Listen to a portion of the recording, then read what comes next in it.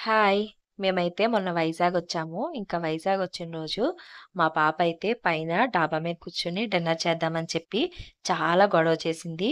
ఇంకా మా పాప అడిగిన తర్వాత కాదనేదేముంది. సో, ఇంక మా అత్తయ్య అప్పటికప్పుడు మాకైతే వంట మొత్తం ప్రిపేర్ చేసేసారనమాట.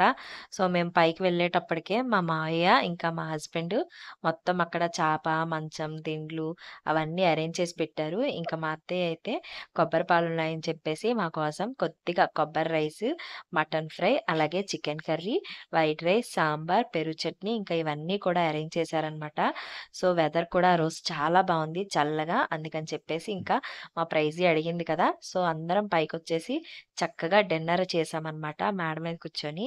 చాలా అనిపిచ్చింది. అసలు యాక్చువల్‌గా మా మావయ్య అందరం ఉన్నప్పుడు ఇలా డిన్నర్ చేద్దాం అనేవారు కానీ, మేమున్నప్పుడు మాత్రమే తినడానికి కుదిరింది. ఈసారి అందరూ వచ్చినప్పుడు కూడా మేమిలా డిన్నర్ చేయడానికైతే ప్లాన్ చేసుకోవాలి. చాలా ప్లెజెంట్‌గా అనిపించిందనమాట. పైన కూర్చొని తింటుంటే. ఇంకా తినేసిన తర్వాత కూడా చాలా సేపు పైనే కూర్చొనైతే కబుర్లు చెప్పుకున్నాము. నా వీడియో మీకు నచ్చితే లైక్ చేయండి.